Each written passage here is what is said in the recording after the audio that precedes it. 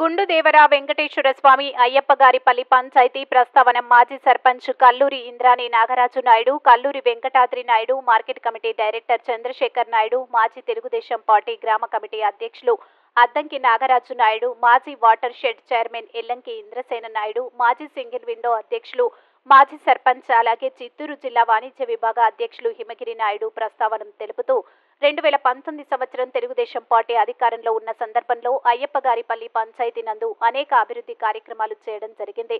ప్రస్తుతం వైసీపీ పరిపాలనలో చేసిన అభివృద్ధి శూన్యం. నాడు చేసిన అభివృద్ధి ప్రజల్లో అయ్యప్పగారిపల్లి పంచాయతీ నందు ప్రజల హృదయంలో నిలిచిపోయామని తెలియజేశారు. అనంతరం పంచాయతీ అభివృద్ధి గురించి గుండుదేవర అనే వెంకటేశ్వర స్వామి దేవాలయం గురించి ప్రసంగించారు.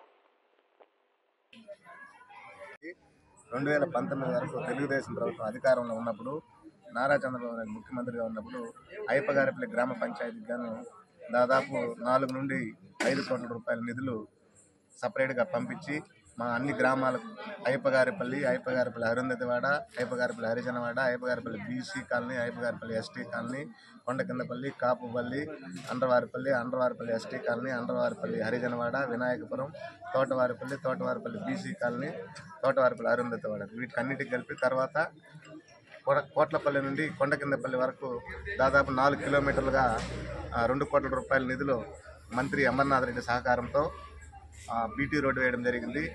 అదేవిధంగా కొండకిందపల్లి గ్రామంలో దాదాపు 2 వీధులు 15 లక్షల రూపాయల నిధులతో సీసీ రోడ్డు వేయడం జరిగింది. అదేవిధంగా కాపుపల్లిలో అరుంధతివాడ మరి ఊరిలో కలిపి 10 లక్షల రూపాయలతో సీసీ రోడ్లు వేయడం జరిగింది. అదేవిధంగా అయ్యప్పగారిపల్లి అరుంధతివాడ, ఎస్టీ కాలనీ, అయ్యప్పగారిపల్లి ఊరిలో కలిపి దాదాపు 20 లక్షల రూపాయల నిధులతో సీసీ రోడ్లు వేయడం జరిగింది. అదేవిధంగా అండ్రవారిపల్లి 3 వీధులు కలిపి సీసీ రోడ్లు వేయడం జరిగింది. వినాయకపురం ఎస్టీ కాలనీలో కలిపి దాదాపు 4 వీధులు సీసీ రోడ్లు వేయడం జరిగింది. తోటవారిపల్లి బీసీ కాలనీ, తోటవారిపల్లి అరుంధతివాడ, తోటవారిపల్లి గ్రామంలో కలిపి దాదాపు 20 లక్షల రూపాయల నిధులతో సీసీ రోడ్లు వేయడం జరిగింది. అదేవిధంగా అండ్రవారిపల్లిలో త్రాగునీటి బోరు కొత్తగా నిర్మించడం జరిగింది. అరుంధతివాడ అయ్యప్పగారిపల్లిలో త్రాగునీటి బోరు వేయడం జరిగింది.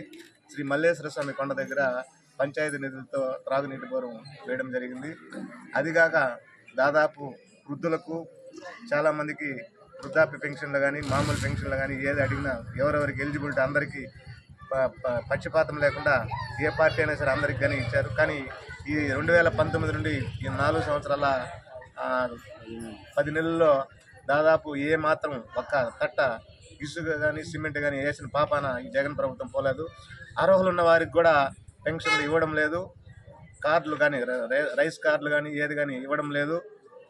అదేవిధంగా ఇంతకుముందు మాకు బస్సు సౌకర్యం కూడా ఉండేది. ఆ బస్సు కూడా ఇప్పుడు ప్రభుత్వం వచ్చిన తర్వాత దాన్ని సక్రమంగా నడపలేక దాన్ని కూడా ఆపేశారు. So Chittoor to Kothapalli bus ఉండేది. ఆ బస్సును కూడా దాన్ని అధికారులు దానిపైన చర్య తీసుకొని కూడా నడపలేకుండా ఆపేస్తున్నారు. తర్వాత వచ్చి మాకు ఇక్కడ బ్యాంక్ ఫెసిలిటీ కానీ ఇవన్నీ లేదు. కొన్ని వెటనరీ కావాలని కూడా అప్పుడు అప్లై చేసిన అప్పుడు శాంక్షన్ అయింది. దాన్ని ఈ ప్రభుత్వం వచ్చి నాకు రద్దు చేసింది. లేనిపోనివన్నీ సమస్యలను సృష్టిస్తుంది. కానీ ఈ ప్రభుత్వం ప్రజలకైతే ఎక్కడ కానీ సౌకర్యం అయితే ఏమీ చేయలేదు. సో ధన్యవాదాలు.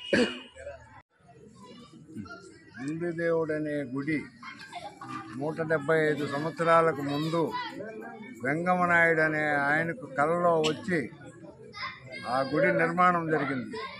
ఆయనే పూజారిగా ఉన్నాడు. ఆ తర్వాత ఆయన కుమారుడు గంగినాయుడు వాళ్ళ అన్న వెంకటప్ప నాయుడు ఇద్దరు చేరి గుడి కట్టించినారు. ఆ గుడి ప్రాధాన్యం ఎవరంటే గుండుకు నామాలు ఉన్నాయి. అది పుట్టుకతో వచ్చినాయి, గుండు పుట్టుకతో వచ్చినాయి. దాని ప్రభావం ఆ ఊరికంతా బాగా మేలు జరిగింది. ఆ తరువాత ఆ గుడి నిర్మాణం కొత్తగా బయట చేసే పిల్లకాయలందరూ, బయట చదివే పిల్లకాయలు, ఉద్యోగాలు చేసే పిల్లకాయలందరూ దాన్ని డెవలప్ చేయాలని ఈ గుడిని 60-70 లక్షలు ఖర్చు పెట్టి ఈ గుడిని నిర్మాణం చేసినారు. దీని ప్రసిద్ధమైన దేవుడు గుండు దేవుడు అనేవాడు.